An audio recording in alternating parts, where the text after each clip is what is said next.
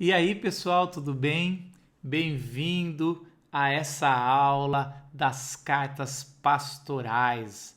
A última aula do apóstolo Paulo e suas cartas, as cartas pastorais, 1 Timóteo, Tito e 2 Timóteo, estão agora, a gente vai abordar, dar um zoom, entender melhor teologicamente como a hermenêutica ou os princípios hermenêuticos podem fazer essas cartas fazerem mais sentido para a sua vida.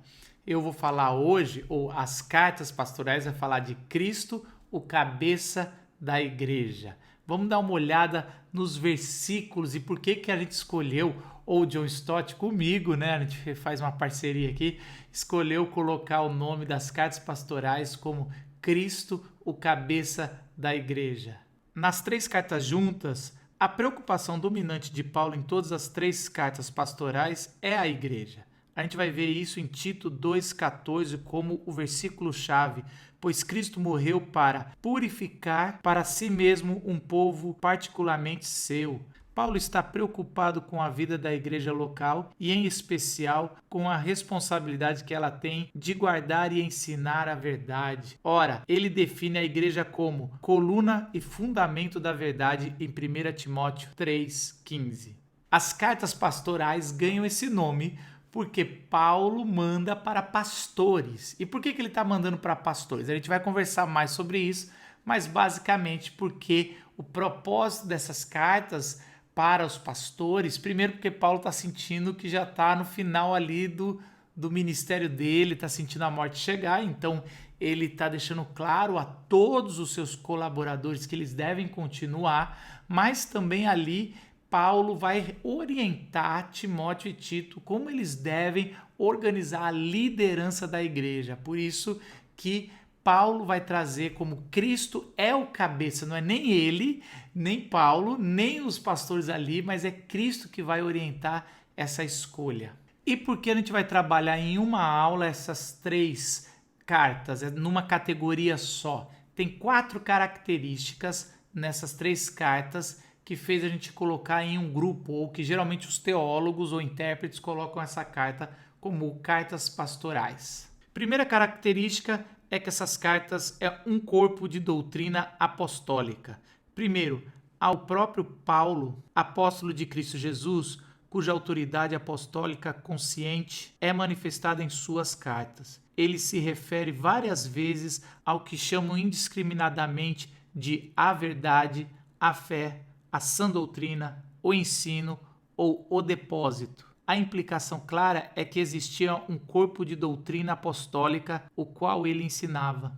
Nessa altura do ministério, entre os anos 62, até possivelmente pode ser que a 2 Timóteo foi feito em 64, N.T. Wright vai dizer que foi em 64, alguns colocam que pode ter sido até em 66, mas essa altura do campeonato, Paulo já tem formulado a sua teologia, os seus usos e costumes, principalmente com a entrada dos gentios, como isso aconteceu teologicamente, porque Deus continua ainda justo, mesmo deixando os gentios entrarem. Tudo isso Paulo já está formulado e está falando como já temos essa sã doutrina, que é o testemunho dos apóstolos, já temos esses conjuntos de interpretação que são autoridades para toda a igreja ali do primeiro século, e Paulo vai deixar bem claro que esse conjunto de verdades, ele é um dos porta-vozes dessa verdade. Então, ele vai colocar nessas cartas que é importante para Tito e Timóteo focar no ensino que Paulo está fazendo e sempre fez através das suas cartas ou suas visitas. Sua autoridade intermediada pelas cartas e os pastores. Segundo, a Timóteo e Tito. Eles estão entre o apóstolo e a igreja, no sentido de o representarem e de transmitir seu ensino à igreja. Durante a ausência pessoal do apóstolo, sua autoridade é mediada por suas cartas. Por 10 vezes em 1 Timóteo e Tito, Paulo escreve: ensine essas coisas, ordene e anuncie estas coisas, ou transmita essas instruções. Eles deviam transmitir fielmente para os outros as preciosas verdades que o apóstolo lhes havia ensinado. Como Paulo estava convicto que o que ele ensinava era o evangelho revelado por Jesus, né? A palavra Apocalipse, revelação, né? Revelar o olhar de Deus, Paulo vai usar nas suas cartas quando ele vai se referir à sua conversão no caminho de Damasco. Então ele teve um apocalipse, uma revelação de Cristo. E esse evangelho ele sabia que era de Cristo. Por isso, como segunda característica nessas cartas pastorais, Paulo está empoderando esses pastores para que eles sejam fiéis à mensagem de Paulo e assim eles terão autoridade na igreja local. As características dos novos líderes e pastores. Terceiro, aos pastores verdadeiros e dignos de confiança que Timóteo e Tito nomeariam. Em 1 Timóteo e Tito, Paulo apresenta as condições de elegibilidade que devem preencher. A parte de um caráter coerente e vida familiar, eles devem ser leais ao ensino dos apóstolos e ter o dom de ensiná-lo.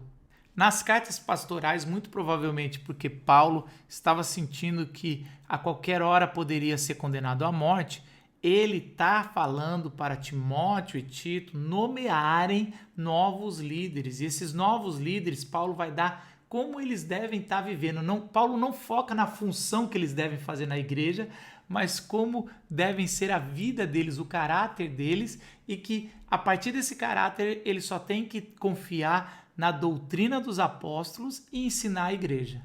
E em último lugar, ensine o que aprenderam dos apóstolos. Quarto, esses pastores devem ser também capazes de ensinar outros. Essa é a verdadeira sucessão apostólica, a transmissão do ensino dos apóstolos de geração a geração por meio do Novo Testamento. Uma coisa importante para se falar é que nessas cartas pastorais, os novos líderes têm que ser fiel ao ensino dos apóstolos. Eles não podem ficar inventando coisa.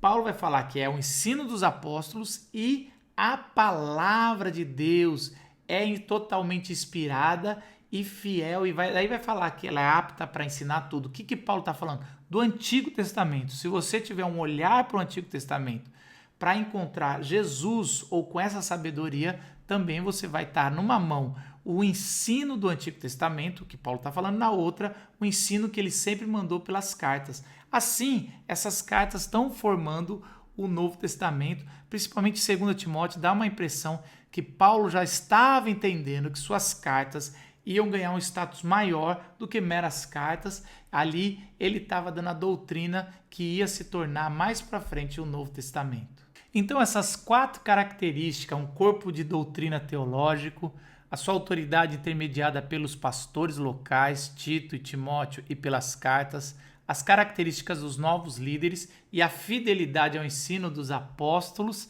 essas são as características que unem as cartas pastorais, e você vai vir e mexe com a gente lendo, e você, podendo ser abençoado, vai perceber que todas essas características estão muito claramente nessas 3 cartas. Agora eu gostaria de te convidar, como a gente sempre está fazendo, pegar carta por carta, dar uma olhada na ficha técnica, dar uma olhada no que você precisa ter em mente antes de entrar para ler, e uma visão geral de como a retórica de Paulo vai permear essas 3 cartas. Vamos começar com a carta que Paulo mandou para Timóteo, que estava em Éfeso ali, 1 Timóteo. A data é de 62 a 67, escrita na Macedônia, provavelmente em Filipos ou Tessalônica. Aparentemente depois de sua esperada libertação do aprisionamento comentado em Filipenses 1:13 e 2:23 e 24. Receptores: Timóteo, aquele que Paulo conheceu em Listra e conheceu junto com a sua mãe e a sua avó, esse jovem companheiro de longa data do apóstolo.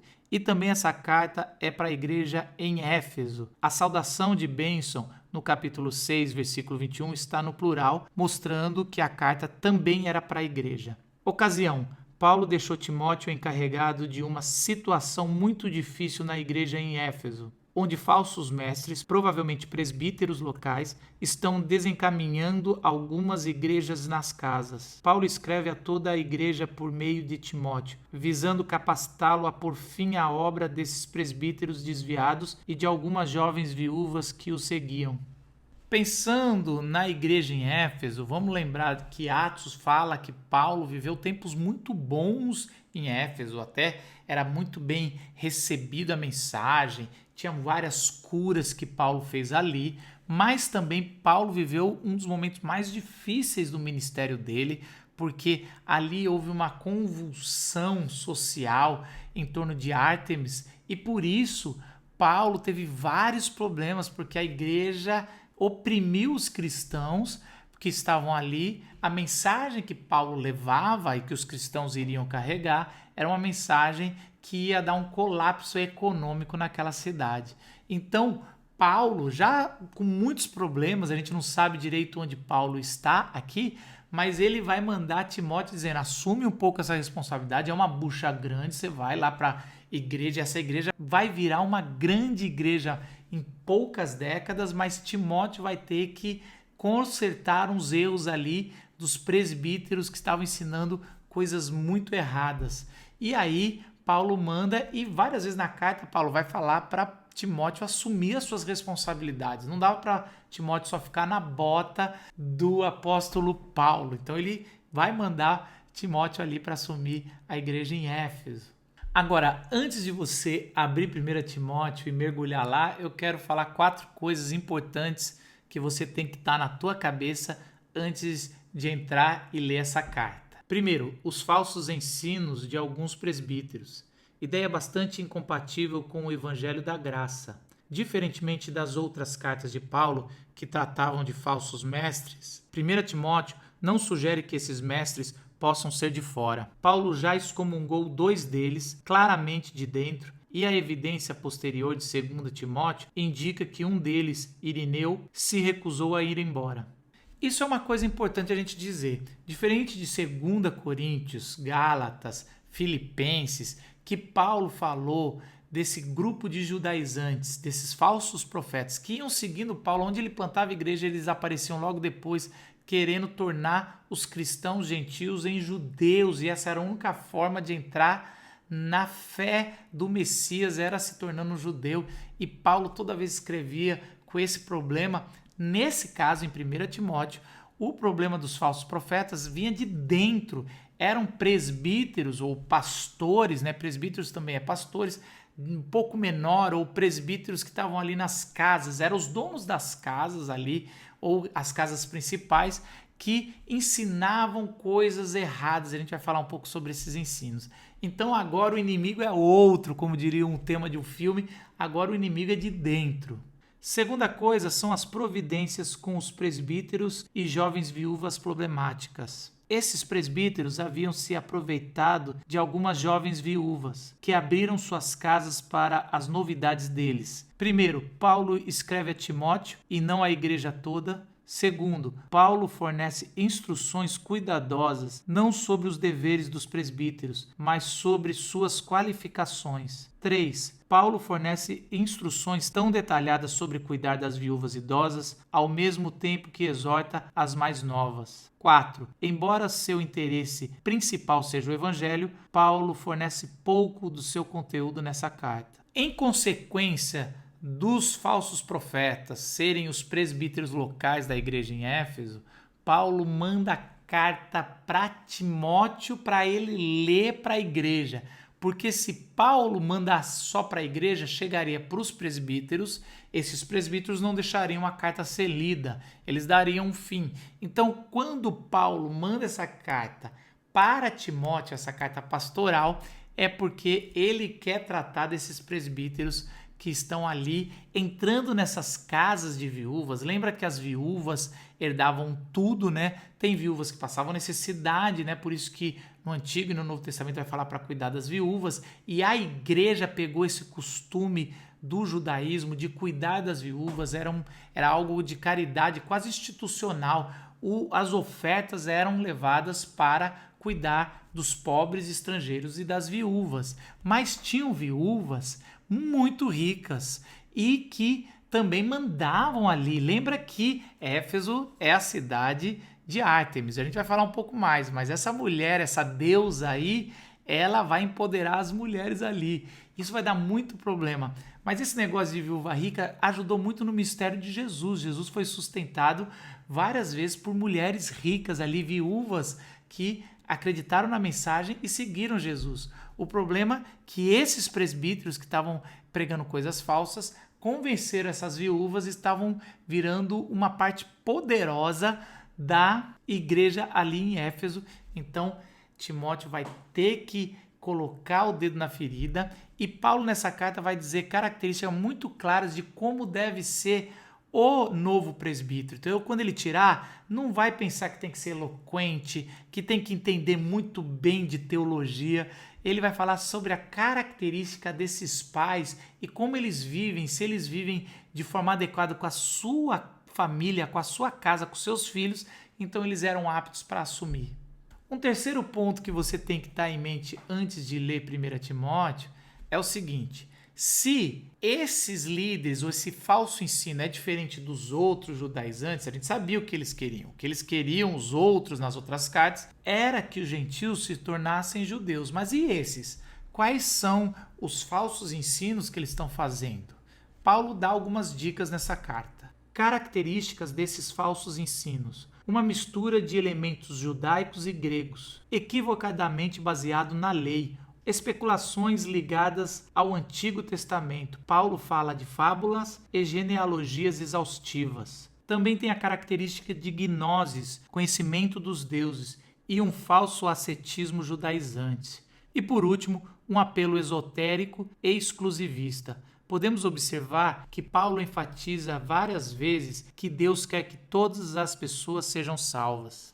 Vemos que esse falso ensino é uma salada de fruta de coisa ruim, misturada com pouco de lei, genealogias, coisas do Gênesis pouco entendidas que eles estavam lá misturando com a gnose grega, que era esse conhecimento que só alguns tinham, mais profunda, algo irracional, exclusivista, algo que só aqueles líderes e aqueles presbíteros tinham. Por isso que Paulo vai várias vezes enfatizar que o Antigo Testamento é muito útil, mas que você precisa ter a interpretação dos apóstolos. E também ele vai enfatizar várias vezes que esse exclusivismo não é algo saudável para a igreja, não é a mensagem do Antigo Testamento. A promessa de Abraão, que ele falou que iria abençoar todas as nações da terra, e que por isso Paulo vai enfatizar que Deus quer que todos conheçam o Evangelho e seja salvo.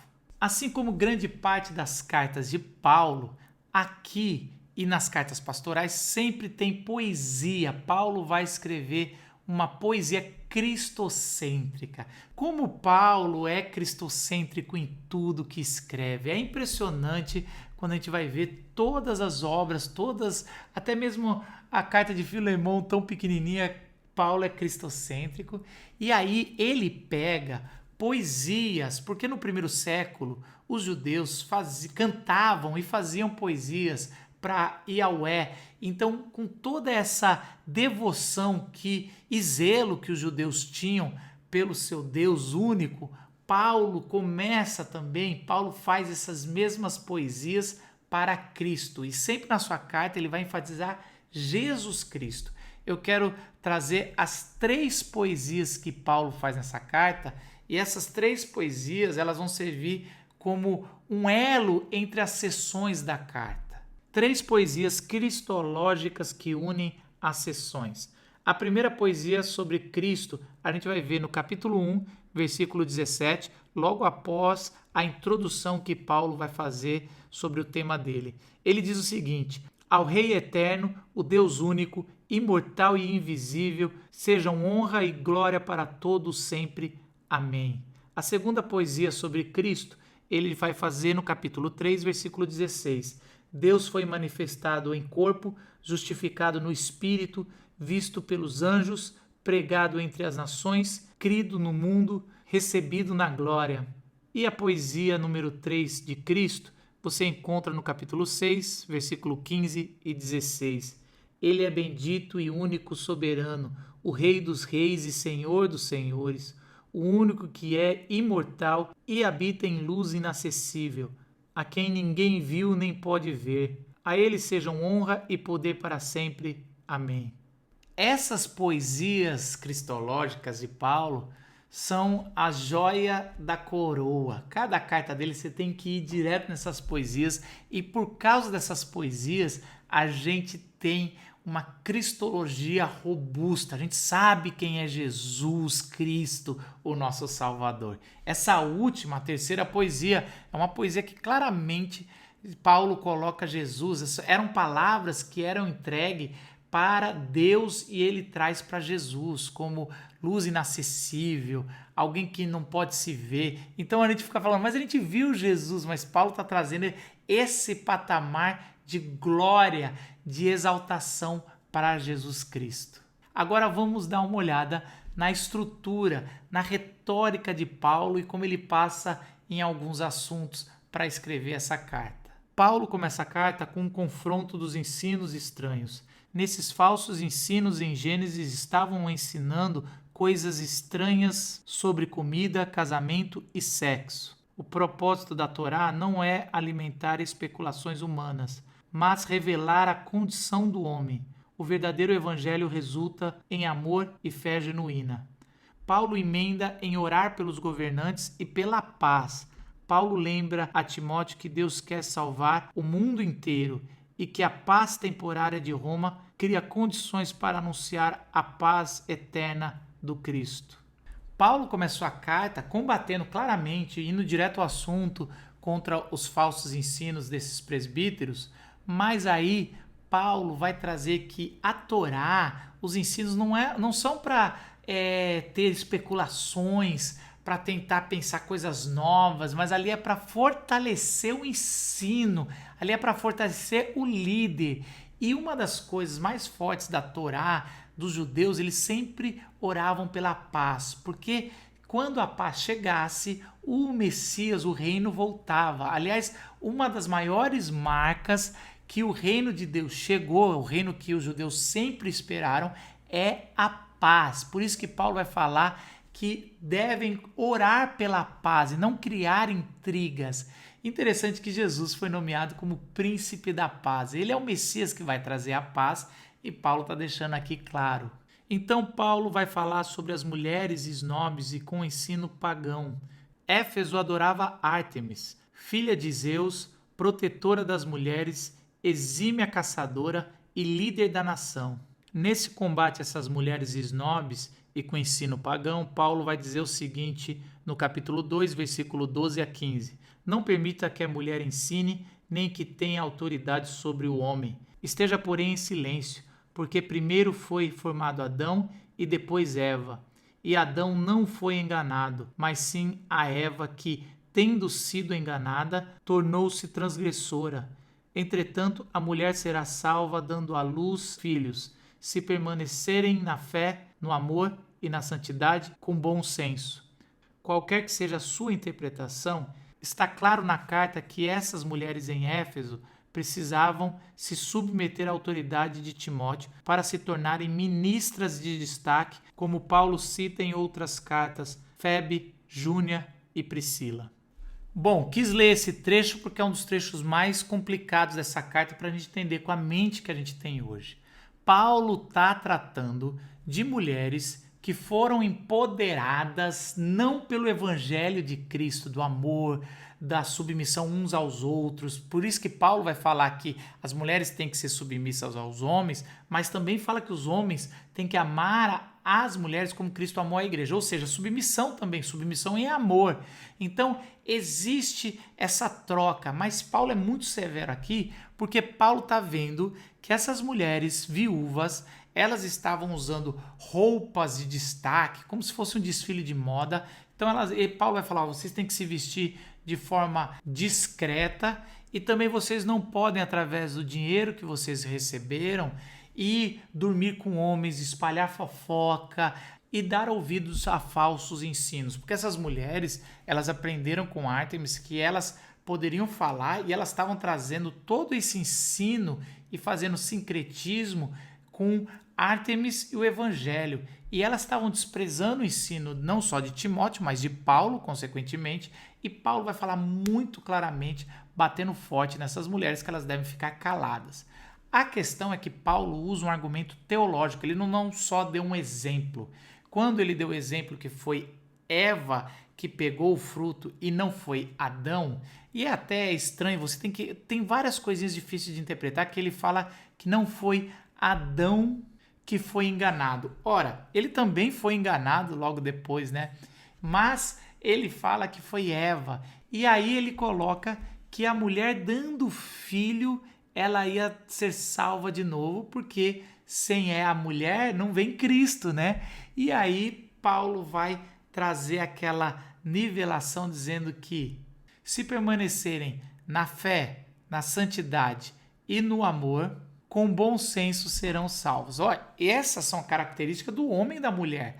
Todos nós, homens, precisamos permanecer na fé, no amor e na santidade com bom senso. Então, Paulo ele vai fazer essa referência que tem pitadas teológicas e vão ter algumas pessoas sérias no texto, porque tem pitadas teológicas dizendo que a mulher não pode exercer cargo de liderança e nem ensinar em nenhum lugar. Outros vão dizer que a mulher não pode liderar, tem que sempre estar debaixo de um pastor, de um presbítero, como eram os sacerdotes no Antigo Testamento, mas que para ensinar com essa instrução de Paulo é tranquilo. E outros vão dizer que esses ensinamentos eram apenas para a igreja ali local em Éfeso e que nós devemos, que a mulher deve, se tiver na dúvida, fazer igual os homens, ficar quieto, perguntar em casa e aí ser e buscar amor, fé, santidade, tudo com bom senso.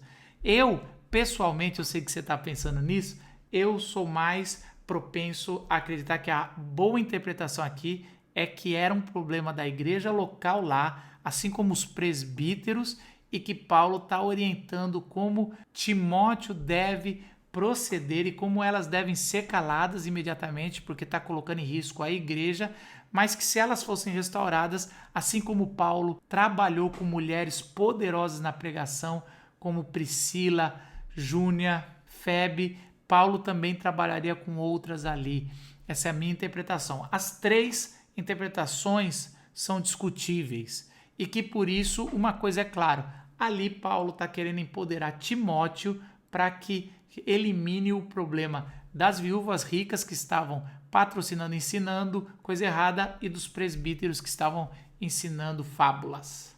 Paulo pede para Timóteo levantar pais que são líderes presbíteros e servos diáconos. Não fala da função e sim das condições para que não sejam iguais aos líderes que estão ensinando coisas erradas ou os que foram disciplinados, Himeneu e Alexandre. Também Paulo vai trazer instruções às viúvas jovens oportunistas. No começo do capítulo 5, elas se aproveitavam da caridade da igreja, espalhavam fofoca e transavam com os homens. Provavelmente eram as mesmas que estavam fazendo sincretismo com a deusa Ártemis.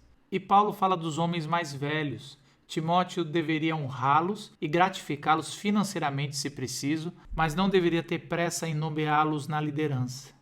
O corpo da carta é basicamente esses três assuntos.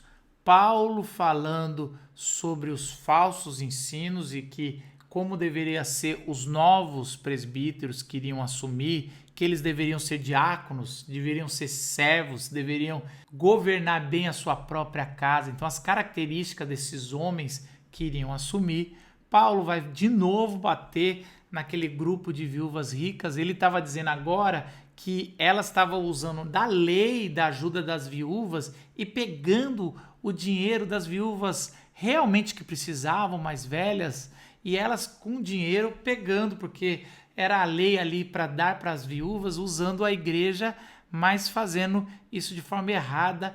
E também Paulo insinua que elas dormem nas casas dos homens espalhando fofoca. Então Paulo vai dar instruções muito claras, quem deve se casar de novo, quem não deve. Paulo fala para essas viúvas, vê se casa para aprender aí, porque aquela instrução sobre ficar caladas e aprender em casa, essas viúvas elas não têm, porque elas são viúvas. Então Paulo vai fazer orientações sobre quem deve casar e quem não deve. E por último, Paulo vai falar sobre esses mais velhos. Muito provavelmente alguns estavam com problemas de bebida. Então Paulo vai falar, olha, não, cuidado, não vai se apressar. Pode sustentar líderes ali das igrejas locais, porque é digno o salário, é honroso, né? Mas também não se apressa a colocar a mão e a indicar como líder, que isso você pode ter problemas. Dá uma olhada na vida dessa pessoa bem. E o que Paulo está dizendo é, olha, cuidado com esses homens que são mais levados à bebida, né? Olha que interessante, Paulo coloca também, escolham os homens que têm uma só mulher, não os que são polígamos. Então, a gente vai ver claramente algumas orientações muito claras para Timóteo ter calma. Ele tem que fazer essa nomeação rápido, mas tem que ser com muito critério. Paulo pede para os escravos entenderem a revolução verdadeira do evangelho. Não se revoltar contra seus senhores em nome da igualdade em Cristo, para que Roma não venha com juízo sobre a igreja de Cristo, mas honrar uns aos outros. E Paulo encerra a carta falando de pastores e líderes que só pensavam em dinheiro. Evitem líderes que só pensam em dinheiro e vinculam o evangelho com riquezas terrenas. Pelo contrário, se você tem dinheiro, exerça a generosidade e seja usado pelo Cristo no reino aqui na terra. No primeiro século, tinham várias revoltas. Em cada esquina pipocava uma revolução, uma revolta ou de motivo religioso ou motivo da escravidão. O que Paulo está orientando é para os escravos não desprezarem os seus senhores, porque agora eles estão tratando como irmãos os seus escravos. Olha que interessante, Paulo está num assunto muito delicado, tentando aplicar com orientações pastorais. Então Paulo vai falar para os escravos cristãos, né, da igreja, não entre nesse tipo de revolta, porque Roma não vai deixar isso acontecer e passar, quebrar a economia de Roma, ele vai destruir tudo. Se você vê a opinião de Paulo em Filemão, em todas as cartas, você vai ver que Paulo intencionalmente não faz alarde, mas está colocando uma bomba à escravidão, que com o tempo isso iria cair. Mas Paulo sempre deixou claro, assim como Jesus, que não acontece com essa revolução armada, mas sim com amor e honra. E por último, Paulo retoma aos presbíteros que eram gananciosos, eles estavam só fazendo por dinheiro, para ganhar dinheiro, estavam pregando uma teologia da prosperidade, algo estranho à totalidade da escritura do Antigo Testamento.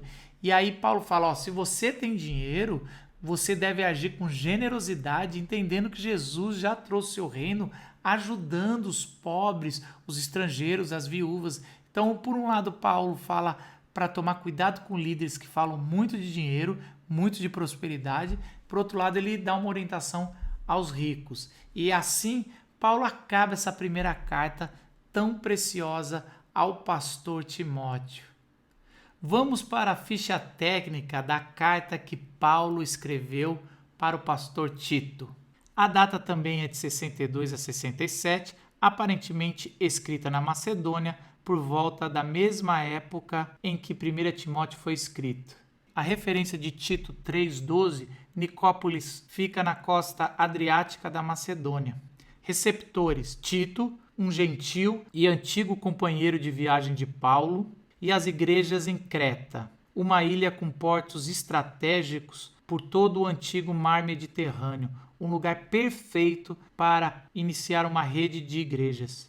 Ocasião: Paulo havia deixado Tito em Creta para terminar de ordenar e estruturar as igrejas, enquanto ele e Timóteo aparentemente foram a Éfeso, onde depararam com uma situação bastante complicada. Paulo, contudo, teve que prosseguir até a Macedônia. Talvez o Espírito Santo o tenha lembrado enquanto ele escrevia 1 Timóteo, de que problemas semelhantes haviam surgido em Creta, de modo que ele se dirige às igrejas por meio de uma carta a Tito.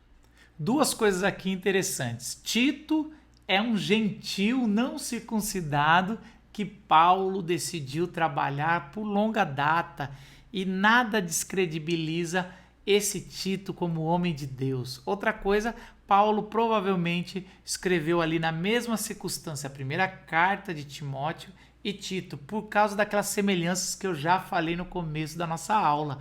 São tantas semelhanças que parece que Paulo está com o mesmo problema na cabeça ali de Éfeso. Então ele vai falar, a Creta também vai ter que ouvir umas verdades aí que Tito vai ter que fazer antes de ordenar essa nova liderança. Eu tenho 2 pontos importantes antes de você começar a ler a carta que Paulo mandou a Tito. Vamos dar uma olhada. Primeiro são os falsos mestres. Esses falsos mestres devem ser silenciados. Paulo fala que esses falsos mestres devem ser silenciados, enquanto que as pessoas que desejam segui-los devem ser repreendidas. Há semelhança suficiente entre Tito e 1 Timóteo para supormos que o falso ensino que ambas as cartas tratam é o mesmo. 1. Esses mestres são feitos aos mitos e genealogias judaicas e se baseiam na lei. 2. Têm amor à polêmica, são enganadores e amantes do dinheiro. 3. Usam a lei aparentemente para promover práticas ascéticas. Como eu acabei de falar, é muito semelhante o falso ensino que estava acontecendo em Éfeso e o falso ensino que estava acontecendo na ilha de Creta. Eu vou explicar agora por quê. Paulo dá uma ênfase muito grande nessa carta em fazer o bem em contraponto à cretinice. A expressão cretizo do primeiro século tratava de ser um mentiroso ou ser um cretense, conhecidos por serem gananciosos, enganadores, violentos e corruptos sexualmente. Acreditavam que Zeus tinha nascido na ilha de Creta e recontavam as histórias e mitologias sobre o caráter dissimulado que seduzia mulheres e mentia para conseguir o que queria. Assim, na sua leitura da carta, observe especialmente a ênfase de Paulo em fazer o bem. Para Paulo, não há tensão entre a graça e fazer o que é bom.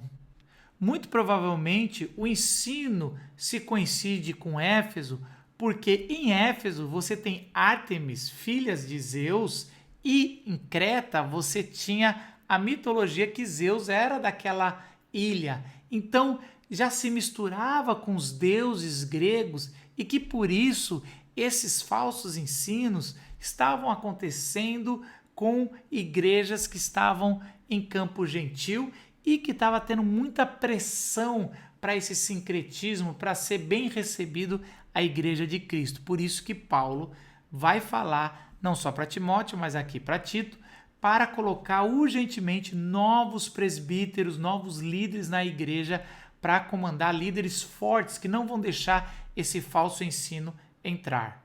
Mais uma coisa, antes de você começar a ler Tito, eu queria destacar a poesia que Paulo coloca, cristocêntrica. Na verdade, é sobre a Trindade, é a forma mais clara em toda a Bíblia que a gente vai ver da função, ou melhor, da característica de cada pessoa da Trindade.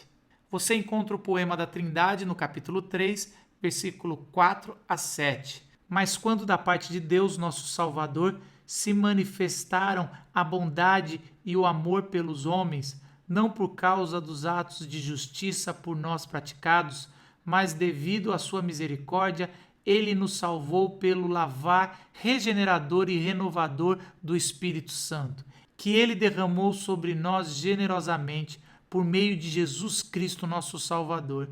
Ele o fez a fim de que, justificados por sua graça, nos tornemos seus herdeiros, tendo a esperança na vida eterna. Cada poesia de Paulo dá para a gente gastar semanas meditando como ele revela nessa poesia a grandeza e a glória de Jesus e, nesse caso aqui, da Trindade. Vamos agora fazer um panorama nesses 3 capítulos da carta para Tito. Paulo começa falando da esperança da vida eterna, uma esperança que está disponível através de Jesus Cristo, que há muito tempo foi prometido do Deus que não mente. Também Paulo fala em nomear novos líderes e substituir os antigos corruptos. Nomear anciãos, maridos e pais maduros conhecidos pela integridade, autocontrole e generosidade. Destituir homens judaizantes que trocam o evangelho por leis humanas e que só estão interessados no dinheiro. Paulo se refere a eles com um ditado da ilha: cretenses, sempre mentirosos, feras malignas, glutões preguiçosos. É muito interessante como Paulo é culto e até no seu confronto ele pega uma poesia, um dito do local, daquela ilha, e era um dito que eles se vangloriavam. Então é algo tão chocante, né? Porque a gente não vem, a gente é de uma cultura já cristianizada, com valores do Cristo. Mas essas ilhas ou esses locais, eles eram de valores dos seus deuses. E às vezes os deuses valorizam a traição, o mau caratismo, a enganação.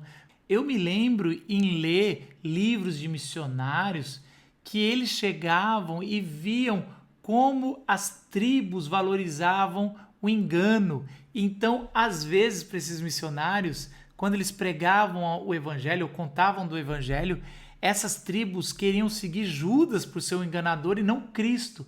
E como eles tiveram problema para mudar a cabeça. E é esse o problema que Paulo está tendo na ilha de Creta. No capítulo 2, Paulo vai falar sobre a nova família. Paulo fala que com essa falsa doutrina, a mensagem cristã não é atraente, as pessoas fazem acusações malvadas e a palavra de Deus é desacreditada. Paulo vai pintar a figura da família de Cristo ideal em Creta, a graça e a generosidade de Deus como meio de confrontar os valores corrompidos da ilha. E no capítulo 3, Paulo vai expandir para a nova humanidade. Paulo vai chamar a responsabilidade colocando que os cristãos devem ser cristãos ideais, orar pelo governo tendo paz civil, baseado no amor de Cristo demonstrado no Evangelho. Não fiquem discutindo coisas tolas e que geram divisões. Paulo, no capítulo 2 e 3, ele vai trazer que a família, o núcleo menor, ou aqui é a família que adota uma igreja, ela tem que ser o local ideal, a família ideal, e os líderes também, assim vão refletir na sua vizinhança, no seu bairro. E aí no capítulo 3 ele vai falar que assim fazendo em várias igrejas, ela vai começar a abençoar a cidade, o estado civil, e que através do amor todo o reino de Cristo iria se estabelecer. A carta que Paulo manda para Tito é uma carta para ser lida hoje. Nós enfrentamos muitos problemas das cartas pastorais. Vamos para a última carta, 2 Timóteo, uma carta de despedida. Informações básicas. A data é de 64 a 66. Se for em 64, Paulo foi morto quando Roma pegou fogo e os cristãos foram acusados. Paulo está em uma prisão em Roma. O leão do capítulo 4, versículo 17, é uma alusão a Nero ou ao próprio Império Romano. Receptores. Timóteo principalmente, mas também a igreja. A primeira saudação, no capítulo 4, versículo 22, é dirigida somente a Timóteo e a segunda a um grupo. Ocasião. Paulo foi novamente preso e levado a Roma. O mais provável é que ele tinha escrito de Troade e, sob investigação de Alexandre, provavelmente o mesmo homem que foi excomungado na primeira carta, a carta pede que Timóteo venha em auxílio de Paulo, mas principalmente lhe oferece uma espécie de testamento. Todos os estudiosos concordam que essa é a última carta de Timóteo e que a situação mudou de todas as outras cartas. Aqui, Paulo, diferente das primeiras cartas da prisão, aqui Paulo tinha certeza que estava chegando ao fim, que sua condenação era a qualquer momento. Pelo jeito, Paulo tinha sido pego e capturado lá em Troade e levado às pressas para Roma, e lá ele estava sofrendo não mais com prisão domiciliar, mas uma prisão, e vamos lembrar que no primeiro século a prisão era muito tortuosa. Lá já as pessoas morriam antes de ser julgado. E Paulo está se sentindo muito sozinho. Ele vai falar no final que só tinha Jesus ali do lado dele, que ele ficava conversando e mais ninguém. Até porque os discípulos de Paulo não podiam ficar na prisão. Então eles iam visitar bem de vez em quando para levar cartas, informações, ou para pegar cartas de Paulo ou escrever para Paulo e aí poder levar para as igrejas. vamos levantar 2 tópicos que você precisa entender antes de ler 2 Timóteo e também vamos levantar a poesia que Paulo faz nessa carta. Paulo está preparando Timóteo para a sua sucessão. Esta carta não se encaixa confortavelmente na categoria de epístola pastoral, no sentido que oferece instruções sobre questões eclesiásticas a um jovem pastor, mas ela certamente, quando se considera a preocupação pessoal de Paulo por Timóteo, preocupação entremeada por seu interesse em Cristo e no Evangelho.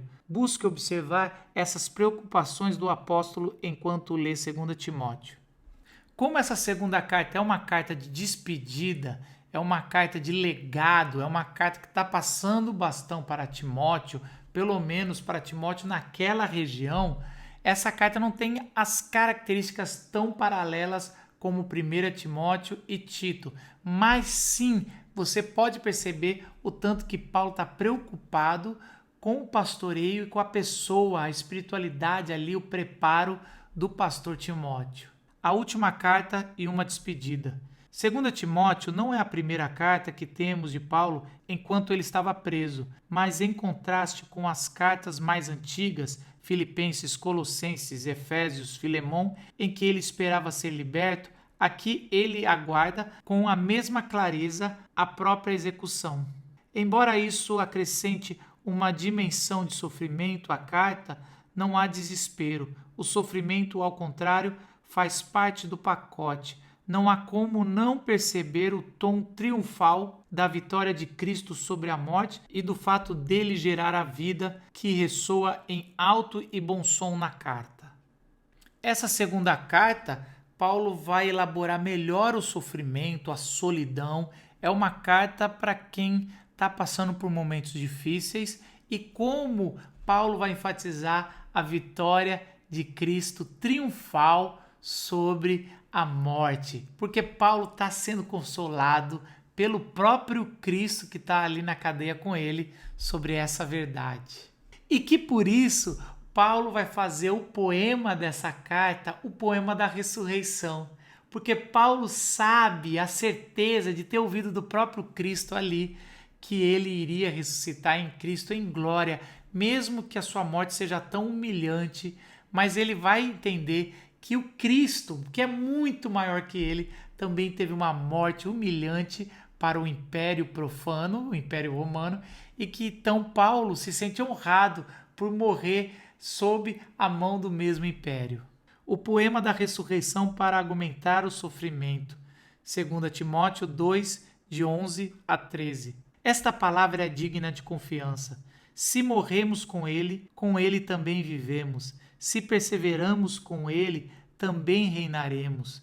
Se o negamos, ele também nos negará. Se somos fiéis, ele permanece fiel, pois não pode negar-se a si mesmo.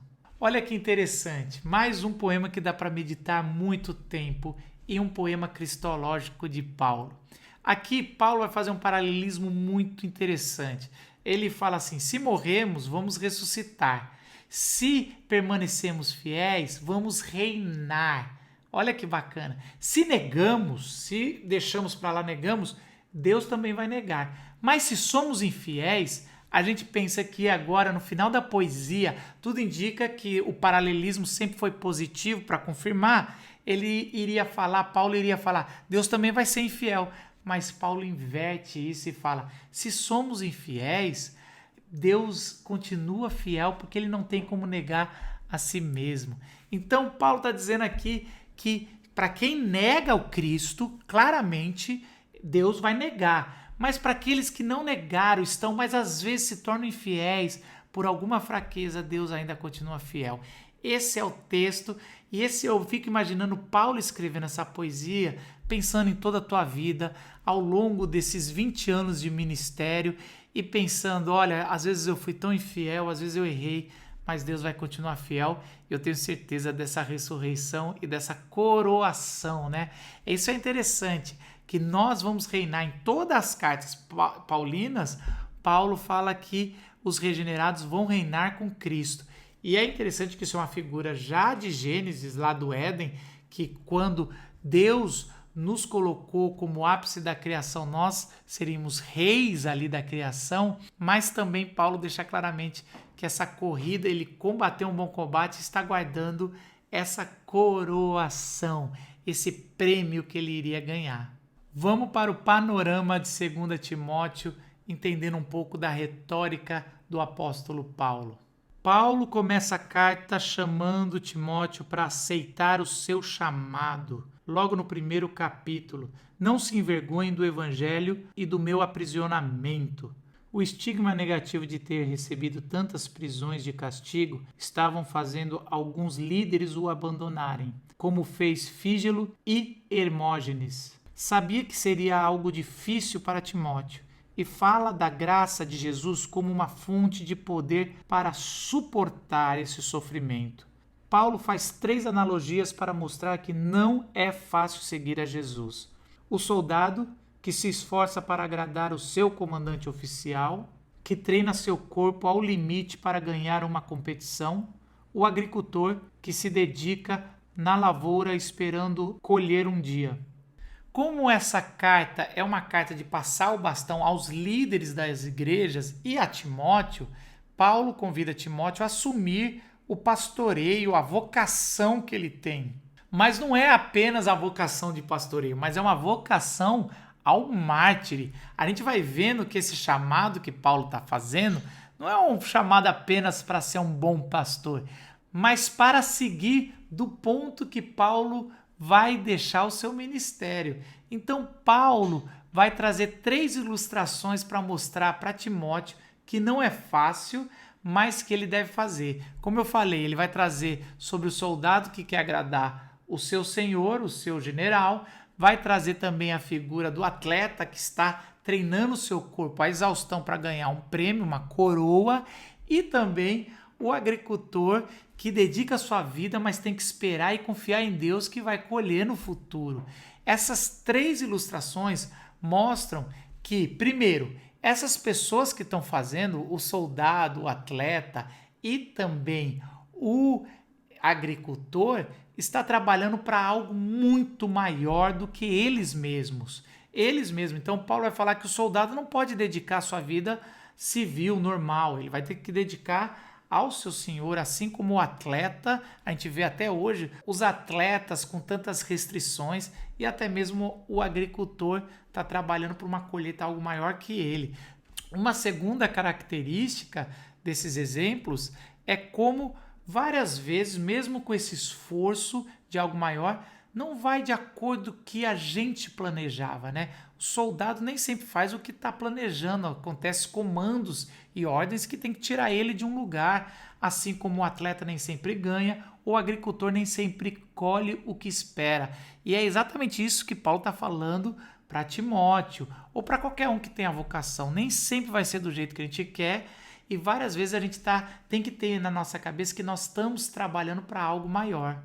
E por último, nesse paralelo, Paulo está salientando para Timóteo que todos têm que sacrificar o seu próprio eu por um propósito maior, assim como o soldado, o atleta e o agricultor. Aí Paulo vai para a segunda parte da carta e fala: mas antes, lide com os mestres corruptos, mestres com ensinos heréticos. Esses mestres corruptos corromperam mulheres ricas, provavelmente as viúvas que estavam dando trabalho na primeira carta. Os ensinos deles falavam que a ressurreição já aconteceu, ou seja, seguindo a filosofia grega, negavam a ressurreição corporal. Nomeiem novos líderes fiéis que ensinarão os outros. Essa nova liderança deve focar nos ensinos do apóstolo Paulo e na sabedoria da palavra do Antigo Testamento. E nesse foco do Antigo Testamento, fala a natureza das Escrituras.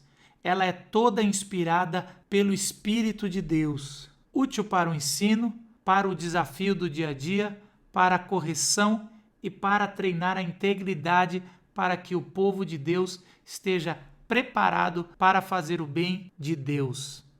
Agora que você entende a segunda prisão de Paulo, e claramente Paulo está sabendo que está sendo condenado à morte, como era ofensivo para o apóstolo Paulo ver que em uma das suas igrejas que ele plantou, era-se pregado que o corpo não iria ressuscitar. algo tão claro que era a marca de Jesus, que é morrer na cruz e ressuscitar e subir e assentar ao lado direito de Deus Pai. Isso que era tão claro que era a ressurreição e a glorificação para Paulo, ele coloca que Timóteo tem que corrigir esse erro lá da igreja em Éfeso, colocar novos homens que vão seguir os ensinos do apóstolo Paulo e que vão estar baseados na palavra de Deus, e aqui ele está falando do Antigo Testamento, que no Antigo Testamento tem tudo que você precisa saber sobre a grandeza e a glória do Cristo, tão esperado desde Abraão até os dias do primeiro século ali, os dias que Paulo estava escrevendo essa carta. Paulo conclui advertindo mais uma vez que provavelmente não vai sair vivo daquela cela e pede para Timóteo vir visitá-lo e trazer a capa de frio, a escritura e suas anotações. Avisa para Timóteo tomar cuidado com Alexandre, provavelmente o responsável por sua prisão, e fala que todos o abandonaram e agora só conta com a presença de Jesus na cela. O final da carta chega a ser emocionante, como Paulo, por um lado, reclama que está sozinho e que pede para Timóteo vir logo, levar João Marcos, aquele que ele teve problema e que fez ele separar de Barnabé, mas agora Paulo, no final da vida, começa a dar a segunda chance, vê o tanto que é útil ao ministério e muito provavelmente foi quem escreveu o Evangelho de Marcos. Graças a Paulo, na prisão agora, sentindo sozinho, ele vai dar essa força, ele vai dar esse incentivo para Marcos escrever o seu evangelho ou para Marcos espalhar a mensagem do evangelho.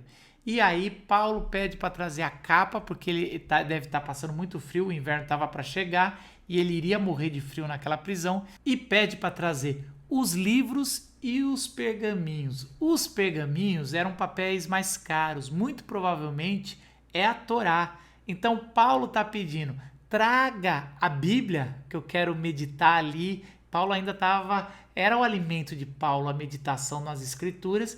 Ele fala, e traz as minhas anotações, meus livros, ali o que eu tenho escrito, o que eu tenho estudado, que provavelmente é onde formou todo aquele rascunho bom para ele escrever a grande carta de Romanos. E assim a gente encerra as cartas pastorais. Cristo, o cabeça da igreja. Espero que abençoe a sua vida. Não deixe de dedicar na leitura, assistir esse vídeo várias vezes com anotação, com o caderno do lado, e que Deus te abençoe e a gente se vê na próxima aula.